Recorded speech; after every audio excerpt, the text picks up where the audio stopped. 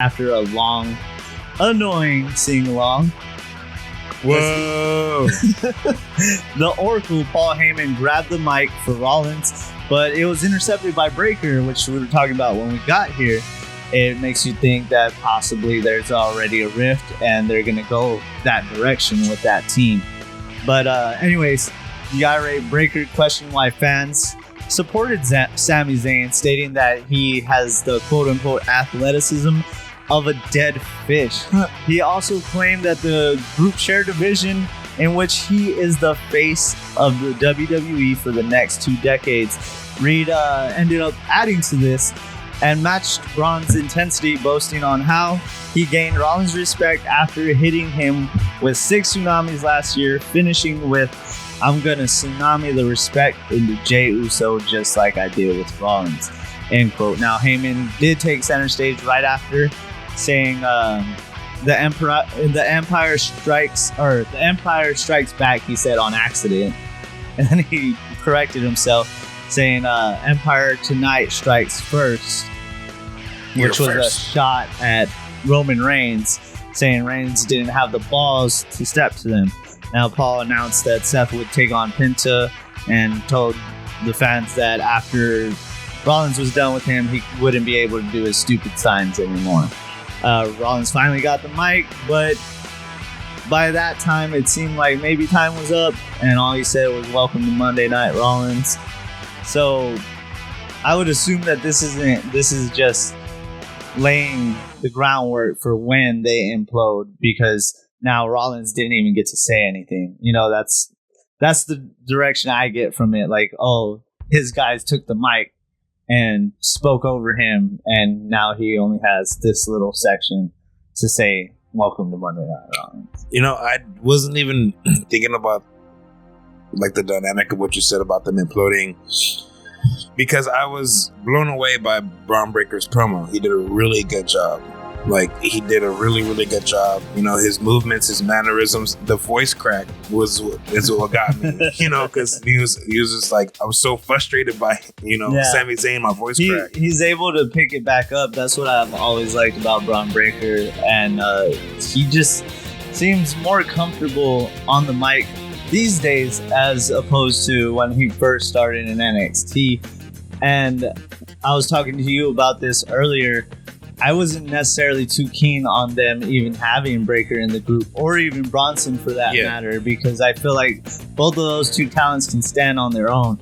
And I think that's probably what they're showing here, where, they're already butting heads because they want the mic, they want to talk, they want to say their piece, and it's just gonna end up imploding eventually, which I would assume would be with the title, but who knows.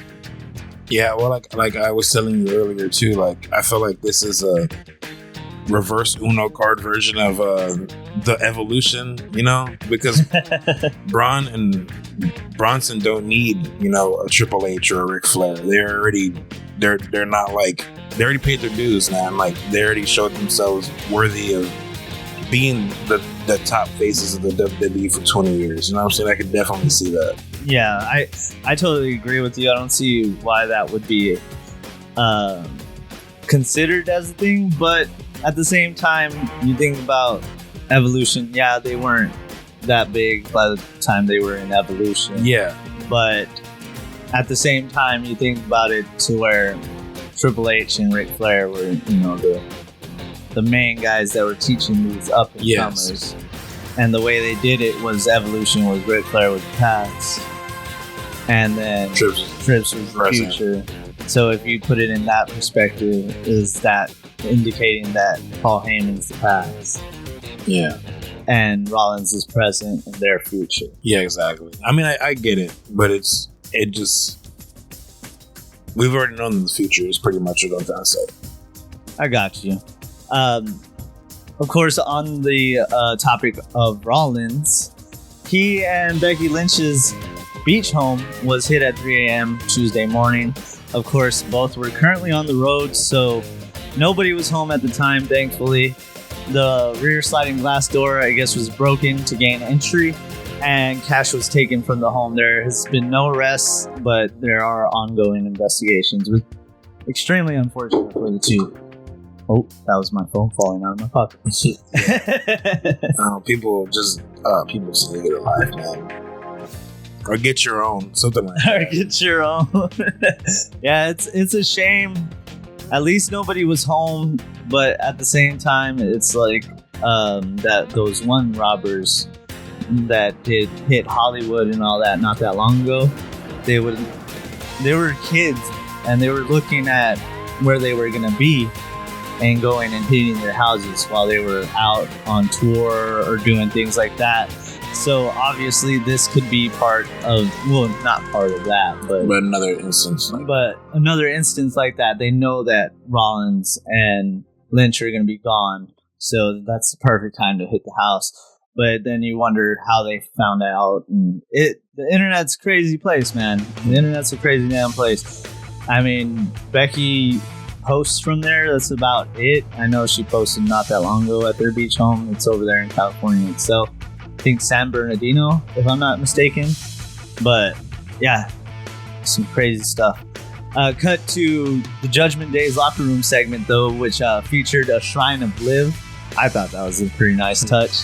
Raquel wasn't too keen on the idea, though. Roxanne says she made it for Dirty Dom. Raquel said that she's still alive and recovering, but Finn brings up the time he dislocated his shoulder and how it took 8 months to rehab that injury, indicating she wouldn't be back anytime soon. Raquel ended up telling Roxanne to focus on Kyrie. Roxy replied with, "I got you, partner," to which Raquel said it was too soon. When it's all said and done, Dom thanks the crew for the get well soon cake. But when he takes a closer look, he notices it says from AJ. Styles obviously comedically pops his head in with the whole "I got my eyes on you" gesture and disappears as Dom reaches for his doctor's note. Hey. The doctor's note cracks me up. I love it. I'm not cleared. I got a note. Other than that, the Liv thing, you think that's going to play in anytime soon? Do you think Liv will be able to recover anytime soon? I don't know. I think she's going to be gone for a minute. They might even like put her on screen with like a sling or something. She just might come back just to be like, backstage before she comes back. Talking with them. Yeah, but I can see that. I feel by the time she comes back, Roxanne and Raquel are gonna be close, and then she's gonna just show up one day and they're gonna be like, "Oh, it's you, RCW sisters. We just forget it. We just forgot about you." That is true. Dang. Kyrie and Roxanne, though, on this match, it seemed like they didn't have anything really going. They had quite a bit of miscommunication in their match that would leave you scratching your head at times. Yeah. And it kind of took me out of it. Sane hit Perez with the Alabama Slam, but Raquel pulled Roxanne out of the ring. So Kyrie dove onto Raquel, giving Perez the opportunity to attack Sane, tossing her back in the ring. Roxy attempted a pop rocks, but was blocked by Sane, who hit a backslide for the 3. So the pair attacked Kyrie, of course, after the match. And Asuka came out for the save, which everybody was pretty happy about there at Raw. They popped for her. I don't want to see Kabuki Warriors anymore, to be honest with you, but I love me some Asuka. Like the whole Kyrie and Roxanne match, I feel like they should have slowed down. They had like those two really bad botches. That was quite a bit. Well, I mean, the ones that was noticeable, like the the ones that the Hurricanrana one was bad. Like, the ones that you can visually see for a while. Yes, where it's like what? Like time slowed down for those two that I saw, and I mean, like, of course, the old saying, less is more. Like, if it didn't fit, you should not get it. Yeah.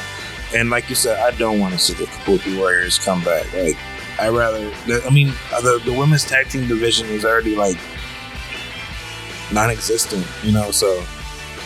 I mean, that could be why they're trying to do this and trying to build up that division, because, like you said, the division is really small in terms of the tag division. Yeah, they don't have a lot of tag teams, and they don't have a lot of tag teams that mesh together well either. Yeah, it seems like they're kind of going that direction, especially with Evolution coming up and having those matches, which we'll get into a little later on.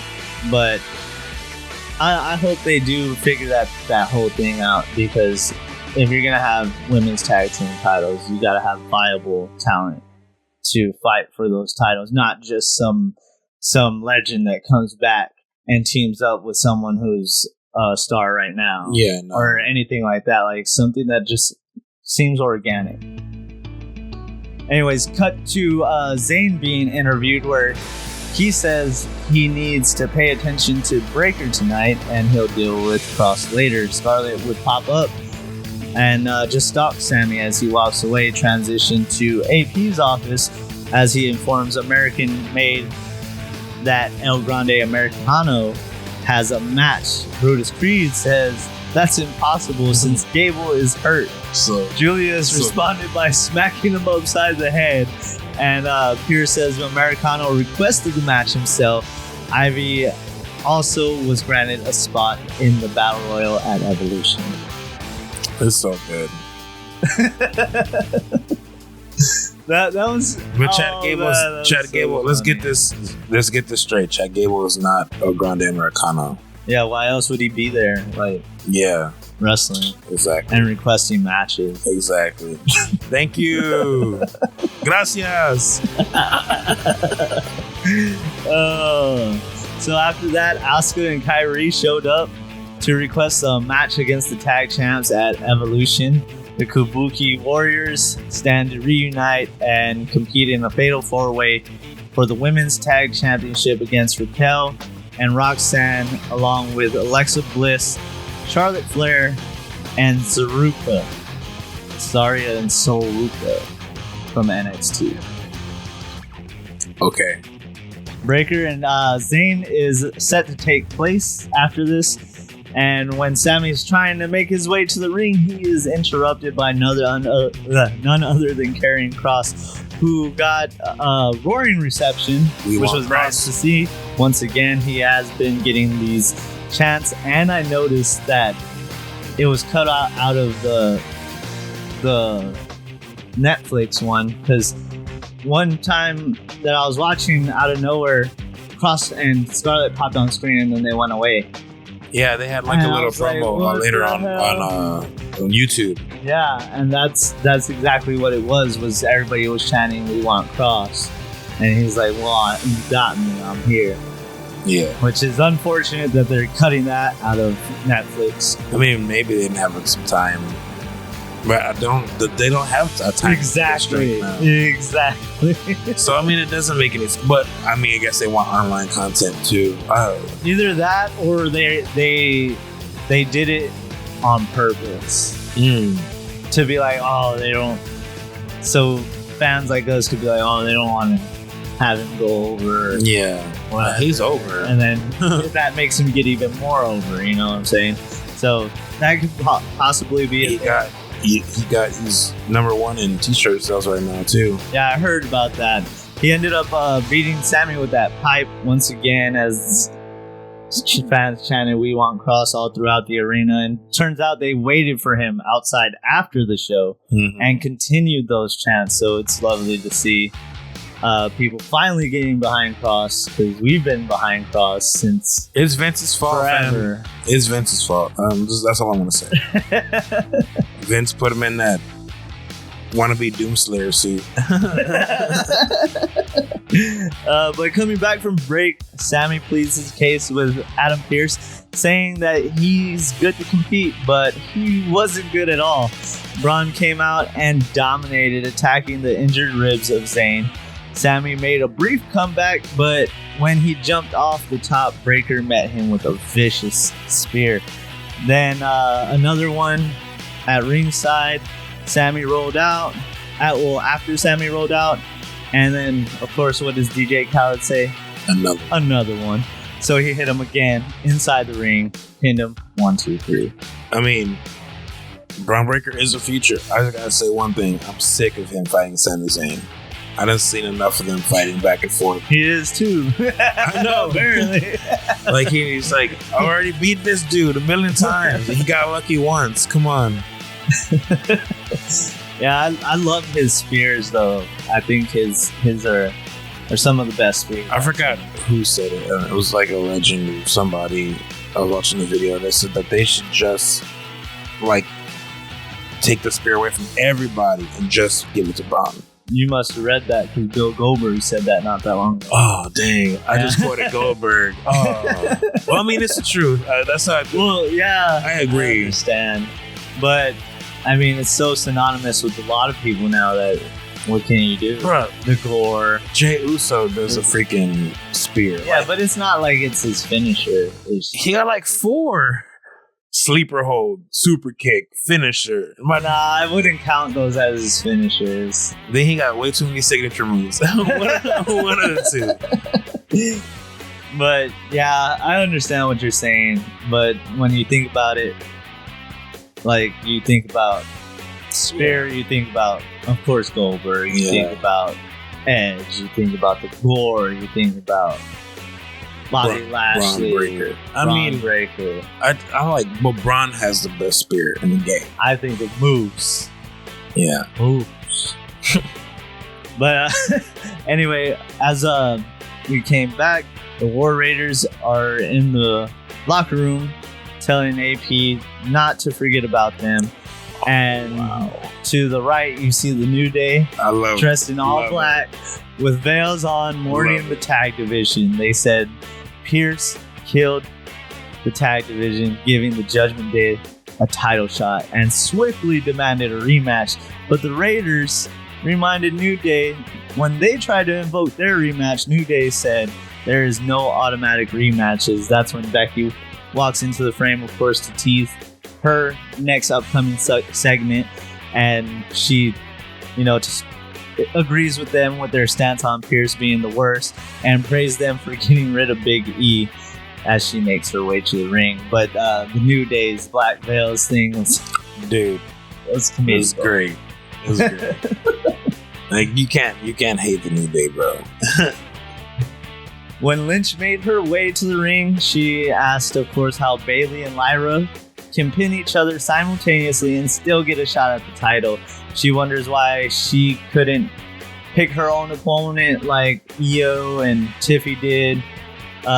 Becky is then interrupted by Bayley, who's then interrupted by Lyra, who shoulder checks Bayley on the way to the ring. And Becky tried to turn them on against one another. She tried to say, oh, well, she replaced you so quickly and this and that, to which Lyra was like, let's remind you that Becky's the one that attacked Bayley, and Becky called me later to fill that spot. So, of course, they all get into it. Bayley calls Lyra a little bee for raising Becky's hand, and that's when I think it was Lyra that tries to hit Becky, or not Becky, that tries to hit Bayley, and Bayley moves. She ends up hitting Becky. Of course, they end up fighting after Becky gets caught in the crossfire. Bayley and Lyra trade blows. Becky swung on Lyra and ate a Nightwing after Valkyria ducked. And Bayley made the same mistake, ate a Nightwing as well. So, another one. I'm honestly not invested in this match. Like, I really think Lyra needs to work on her promo skills. Like, she's not bad, but a lot of the things she says does fall flat sometimes. Yeah, I get what you're going there. Yeah.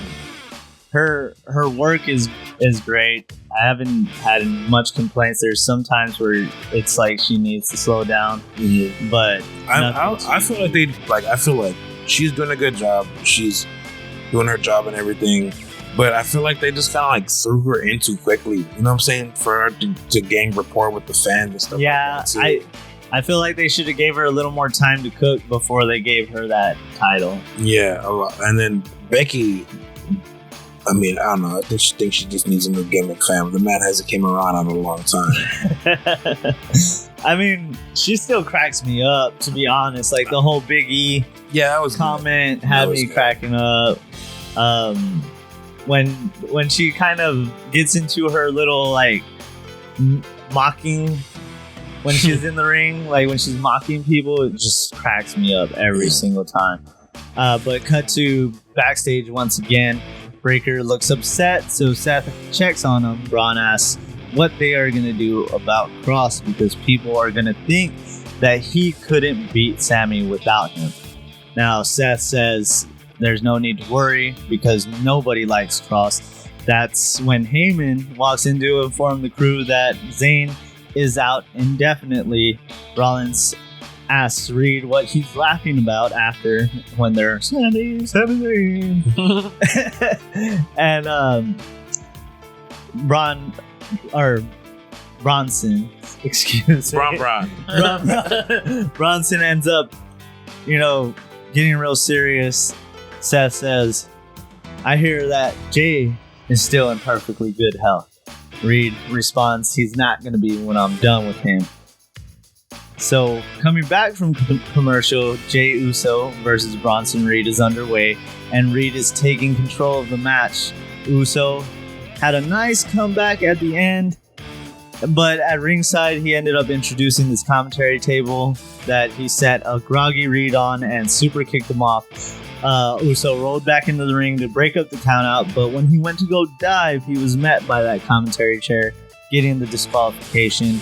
Reed hit him with 2 massive tsunamis before officials stepped in. Squash match. I mean, somewhat. Not really. No, literally squash. Almost all these matches on this card were about 8 minutes at the most. Oh. I actually sat there. You counted. Yeah. A lot of these matches were only 8. Yeah, they didn't last for. I mean, there's a lot more promos done than wrestling, which is okay. I mean, it gets to a point where it's annoying, but at the same time, they need that time on the mic to brush up on their promo skills too. Yeah, yeah. But because you're learning even when you're working. You know what I'm saying? Yeah. Ooh, you dropped everything today. That was Hulk's fault. Not Hogan. We don't do that around here. Hogan must pose. That was funny. But what do you think about Jay? Do you think they're gonna write him off too, like they did Sammy? Because their whole mission statement was pretty much to hurt everybody.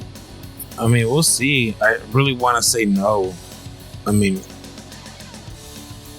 at this point, I don't dislike Jey Uso, but that dude's an attraction now, so it's like you kind of like have to have. Yeah, I get that because I hate the whole yeet thing. Yeah, just like I hate the whole whoa that goes on for like 5 freaking minutes or so. At least it feels like at least Seth don't. Do you know how many times I've fallen asleep to people doing that for Seth's song? Because he does do it a really long time. I don't care if you don't restart it. He does it long as hell. Yeah, he lets it soak in even when the music's off. Yeah. I mean, they do that a lot, though. They do it with Cody. And then here I am. Oh, damn. Has the match started yet? No. Oh, no. What? We watched something a while back, and it literally took them like 10, 15 minutes to fight because the crowd was chanting, bro, and they were trying to. Oh, yeah, no. I think I get how you let them chant and you get that feel in the air. Big fight feel. Yeah, and you let it simmer. But sometimes they just do it way too long. Yeah, I'm like, all right, y'all need to be quiet. Like, they just need like Triple H with like the little conductor stick and be like, Finn. Cut to the next part. It was just LA Knight and Rhea having like their pre-tape promos. Yeah, I didn't mind those packages that they played. I didn't. They were pretty cool. Those were good. LA Knight, of course, vowed to beat Rollins at Saturday night's main event in that little segment. Rhea said has always had her number, but at Evolution she will become women's world champion. You have a gripe about that? I do. I'm not a gripe. I love Rhea Ripley. I just don't want to see people get tired. Yeah, and I know they won't. It's just like that's how I feel about like who was like that. Jay? No. I mean, kind of like Becky, because we've had conversations where like I'm like, oh, it's Becky, and you're like, oh, you pop for that? Like, you know, I don't want it to be like that. yeah. I don't want her to have like a good moment and then it's like, oh, Rhea's back or Rhea's champion again. You know, because then like it just. Well, I mean, it's not like Rhea disappeared. Of course, Becky had her whole thing because Seth impregnated her and all that stuff. Yeah, so. well, I'm just saying it's just like I don't want that to happen. Like her be over, but then some people be like, oh, I'm tired of her. I get it. She always wins. I mean, dude, she's like the best right now. You know what I'm saying?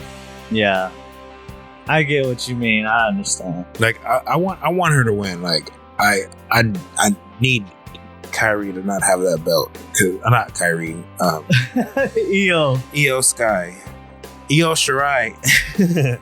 Oh, I know. I hate that. That's her name, Io Sky. That name just trips me up every time, no matter what. Especially the way it's spelled. I'm so used to like sending you guys a text about something, and I put Io, Io, because that's how it was originally. But whatever. But yeah, the whole Jey Uso thing. Back to that topic, like it obviously works. I hate it. We hate it. But it clearly works. Yeah. And when you look through the eyes of those there and then the kids there, they're losing their minds, having the time of their life. I mean, because they're like, like I gotta think about it too, because like when we were younger, like we're able to come out and pick a fan for the mask, or Brett would give kids glasses. So like I get that. Like it's like that's dope. So that's the only reason I don't have too much of a gripe with it, but. As a fan, I mean, he can make it to the ring, just don't run it back. You know what I'm saying? Oh yeah, that I do hate, but what can you do? The people clearly like it. My kids like it. That's another way that I look at it too. Is I don't look at it from the perspective of just what I think about it. I just want to know what I see what my kids like too, and then I understand, like, we used to be there, you know. Yeah. We used to pop for freaking Al Snow bringing out a head. I used to pop for Bill Goldberg. Okay, I was a kid. Goldberg was cool, but we're adults now. I've showed you that picture that I found, and I'm wearing a Goldberg shirt before I even moved over here. That's funny. I'm never gonna let you live that down now. Bro, I used to have a WCW notebook and WCW pencils that had Goldberg on them. Man, so speaking of Goldberg... we'll get to that. We'll get to that. Did you pop for him showing up too, or what? Nah. Don't lie. You're like, I used to have that notebook and pencil, bro. I'm so happy he's coming back for his last match. But we are getting to that here after the whole El Grande Americano and Dragon Lee match. Yes. There really was nothing going on here as to like... Don't get me wrong, it was a good match. It was a decent match. I don't really have complaints. It was a quick pace, 8-minute match that honestly just could have been a throwaway match. Yeah. Like there was no need to have it on the card. But I do enjoy me some El Grande Americano content, so I'm not too upset about it. I just look at it in the sense of, does it really need to be there? It doesn't, but I just need everybody to know that Chad Gable is not the second greatest luchador of all time who is El Grande Americano, because the first greatest luchador of all time is Dirty Dom. Of course, he won by loading his mask. El Grande Americano usually does. He did grow quite a bit, didn't he? Yeah, I think he got like knee replacement surgery or some lifts or something. I heard he ate a mushroom. He could have. But as we were talking about Goldberg earlier, now we get into Gunther coming out to besmirch Goldberg some more. The car burnout that interrupted him was dumb as hell. Yeah. I don't understand. If you're really after someone, you're not gonna sit there and burn out in a car and then walk slow as hell Yeah. to the ring, you're gonna walk with some damn purpose. I was thinking that like before he like drifted into the arena, did he like hit his head on the window or something like that? That's messed up. Or like he was like hitting the horn like beep beep beep, and you know, to get locked in. Because that walk was really slow. Like this dude's contemplating. Like Yeah, it was, yeah, I didn't care for how they set that up. and his shirt is horrible. He should have just. I don't mind it. It reminds me of the old. What's that rat's name? It's like it's from Hot Rod and like motorcycle culture. Oh, okay, Yeah, it's like a huge okay, character, okay, and you know his is kind of like a spin off of that okay. because it's the same exact art style. But of course, Goldberg came to the ring after a long ass walk, slaps the mic out of Gunther's hand. Gunther's right hook is blocked, and Goldberg hits a hook of his own, setting Gunther up for the spear, but Gunther instead ducks up out of the ring. Now, the punch, did you see it? Yeah, The Gunther punch. It was so bad. and then I thought, Yeah, when like you could tell that it was supposed to be blocked, so he just like went with the lightest, most like, slow punch I've ever seen Gunther throw, and it just none of it looked. maybe good. he doesn't No. want to hurt, you know, Oldberg, bro. He doesn't want to put him on the shelf, like for real. Yeah, everybody popped for him so bad. Like, I mean, not bad, but I get it. Like, he's a legend. But man, dude, like, let's be honest with each other. He's had a lot of bad matches. Yeah, I see it in that perspective. I get it. Like, let's say Stone Cold had a bunch of bad matches, but everybody loves Stone Cold, and that's not true.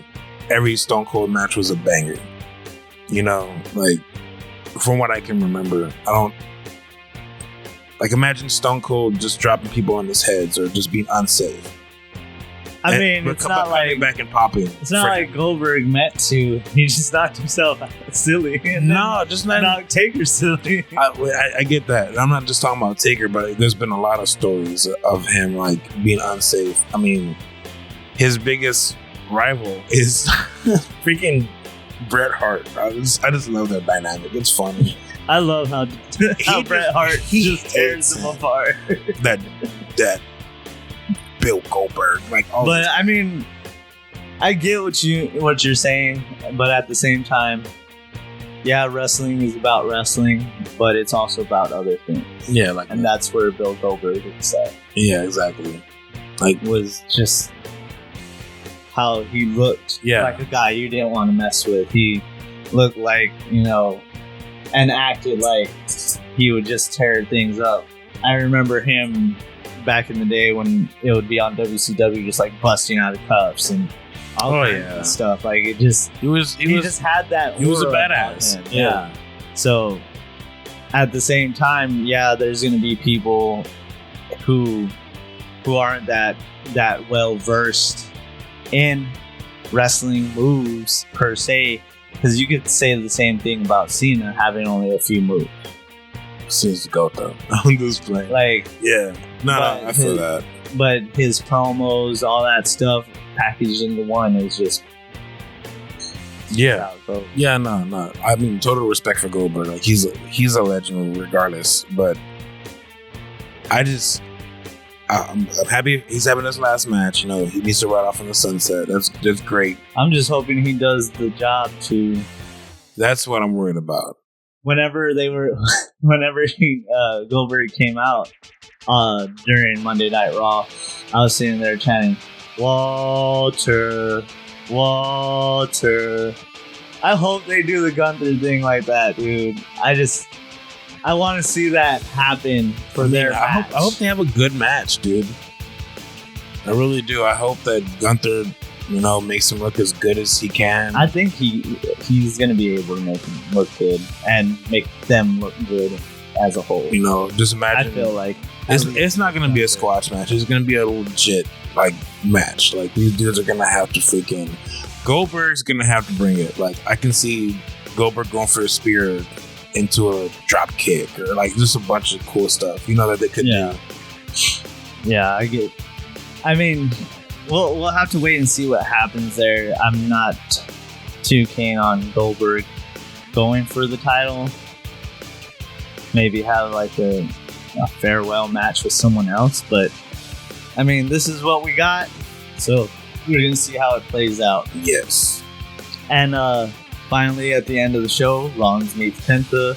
The match quickly ends up ringside after a super kick from Penta, who then takes control on the outside until Rollins makes a quick comeback after he ducked like a chop. I believe he smacked the post. Yes. That's when Rollins made his little comeback.